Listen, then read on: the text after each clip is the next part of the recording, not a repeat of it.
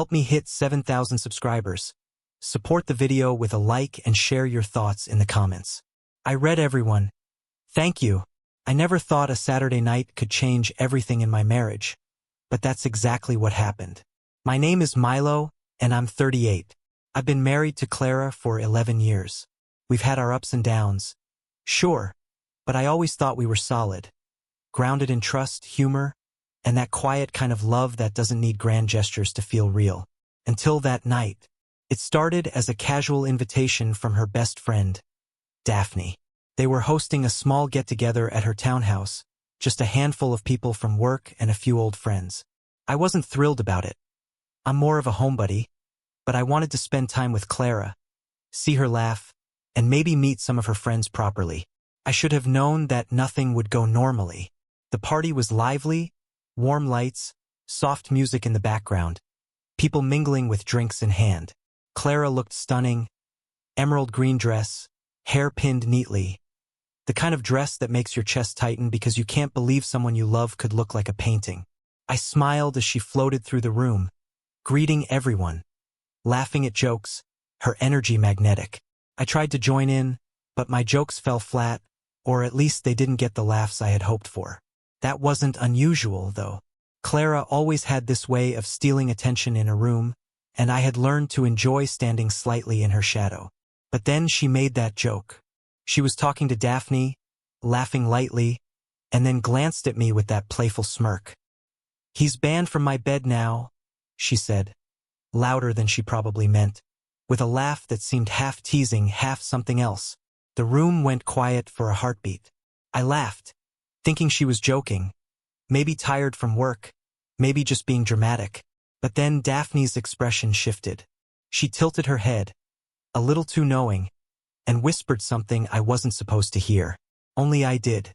"Oh, Milo," she said softly, but with that sharp edge that cuts through all pretense. "You have no idea what's coming, do you?" Something in her tone made my stomach drop. I tried to brush it off, to smile and pretend I didn't feel that sudden ice creeping up my spine, but the words clung to me. Her eyes didn't lie. Daphne had always been polite, friendly, never someone to stir trouble. And yet, the way she said it, it was as if she had seen a side of Clara I hadn't. I spent the next hour feeling like an outsider in my own marriage.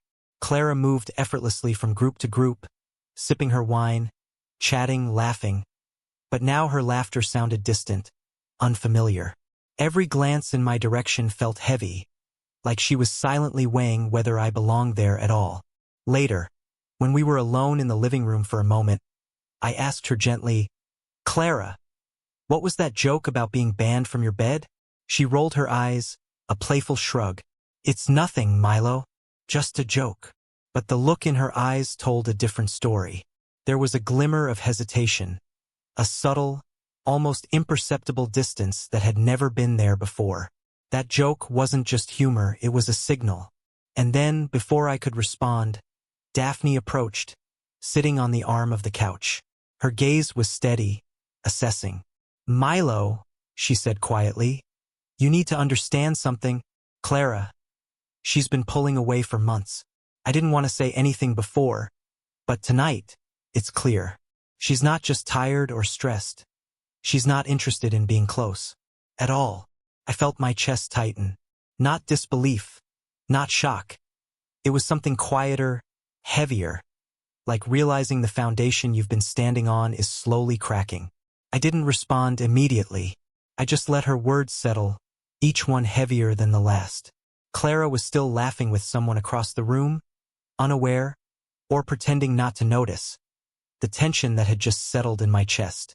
I wanted to ask her, beg her, reason with her, but the words didn't come. Instead, a quiet, simmering realization began to form. I had been blind to something essential.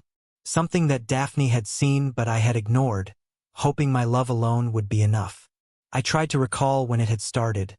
The subtle changes, the small dismissals, the nights she pretended to be asleep while I reached for her. It had been gradual, almost imperceptible. But Daphne's words made me see it clearly. This wasn't about one joke. This was about years of distance that I had ignored, excused, rationalized. And now, the joke was the spark that set the whole truth ablaze. By the end of the night, I was quiet, reserved. I smiled when necessary, nodded at jokes I didn't fully hear, and laughed when prompted. But inside, I was cataloging every glance, every laugh, every small interaction, searching for the moment I had missed, the moment she had stopped being mine. Not in the sense of ownership, but in the sense of closeness, trust, and intimacy. As we drove home, the city lights passing by, Clara chattered about random things from the party. I nodded, listened, but my mind replayed Daphne's words. She's not interested at all. It echoed over and over. My heart, for the first time in years, felt heavier with clarity than with confusion. I realized that what had been playful teasing on the surface, the joke, the laughter, was a symptom of something far more profound. And the part that hurt the most wasn't anger, wasn't betrayal. It was recognition. Recognition that love, even when nurtured, can quietly wither if it's not reciprocated. The next morning, I woke up before Clara.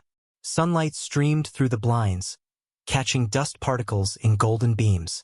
I sat on the edge of the bed, silent, listening to the quiet rhythm of the house. Clara was still asleep, her back turned to me. For the first time in years, I noticed the distance between us as a tangible thing, a space that had grown too wide to cross with casual touches or words. I made coffee and sat in the kitchen, staring at the steam curling from the mug, thinking. I thought about Daphne's words, about that joke at the party, and about the countless little moments I had brushed off. The nights she avoided my touch, the mornings she pretended to be asleep when I reached for her hand, the times I had tried to start a conversation and received a polite but dismissive answer. Each memory now felt like a warning I had ignored. Clara eventually emerged, looking fresh and cheerful, completely unaware of the storm brewing inside me. "Morning, Milo. Coffee?" she said, her smile bright, oblivious to the tension that hung between us. I nodded, offered a small smile, and said nothing. Words felt inadequate. How could I describe the ache of being unseen in a marriage where I had given everything? Later that day, I reached out to Daphne. We met for lunch at a quiet cafe near her apartment. I needed to hear it again to process it with someone who understood. She didn't sugarcoat it. "Milo, I hate to be the one to tell you this, but she's moved on emotionally," she said, her eyes serious. "She's distant, detached, and that joke. It was a signal, not just humor. It's her way of saying you're no longer in the space she's willing to share." Her words cut deeper than I expected. I had been holding on, hoping my love, my presence, my consistency would be enough to bridge the distance. But the truth was undeniable. She had stopped caring in ways I hadn't allowed myself to notice. And Daphne wasn't just pointing it out. She was giving me permission to see it, to acknowledge it, and to take the next step. I spent the afternoon walking through the park near our apartment, replaying every conversation, every subtle shift in her behavior. There was anger, sure, but more than that, there was a profound sadness. Sadness for what had been, for what I had believed we shared, for the years invested in a love that was no longer returned in kind. But beneath the sadness, a strange clarity emerged. I had loved her fully, and that love deserved recognition, not denial. And if she couldn't reciprocate, the responsibility to protect my own heart was mine alone. That evening, we had a quiet dinner at home. Clara was animated, recounting stories from her day, laughter spilling across the table. I listened, nodded, smiled when appropriate. But inside, a plan began to form. Not revenge, not confrontation, simply action. It was time to stop trying to coax intimacy from someone who no longer wanted it. It was time to reclaim my life quietly, deliberately. A few days later, I spoke to Clara. Calmly, I said, "I need some space. I think we both do."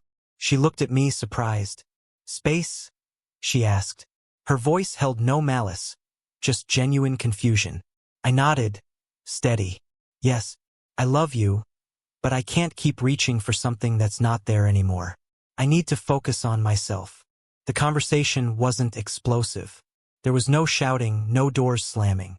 Just a pause, a recognition that the dynamic had shifted irrevocably. Clara didn't argue, didn't protest. She looked at me, her expression unreadable, and nodded. That one simple gesture, acknowledgement without resistance, was more powerful than any argument could have been. Over the following weeks, I created distance slowly but respectfully. I stopped trying to force connection.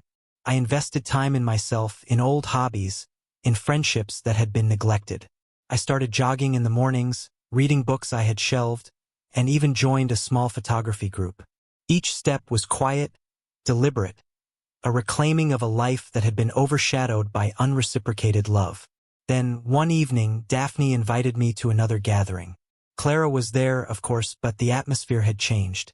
She seemed aware of the space between us, perhaps for the first time noticing the calm strength in my demeanor. And Daphne? She gave me a small, almost imperceptible nod across the room. A nod that said, "You've done what you needed to do, Milo. You've seen the truth and chosen yourself." It wasn't dramatic. There were no confrontations or revelations. No one cried or yelled. Just the quiet, unspoken recognition that a chapter had ended. And in that silence, I felt something I hadn't felt in years. Relief. A sense of peace, bittersweet but authentic. The truth is, love isn't always about fighting to hold someone who's slipping away. Sometimes, love is about having the courage to step back, to let go, and to honor your own worth. Clara had her reasons I may never fully understand, but her actions were no longer mine to bear. I had lived with honesty, with effort, with devotion, and that was enough. As I drove home that night, city lights reflecting on the wet streets after a sudden rain, I realized that I wasn't losing love. I was gaining clarity. I wasn't walking away broken. I was walking toward something quieter, stronger, and entirely my own. And for the first time in a long time, I felt awake, alive, and ready for whatever came next.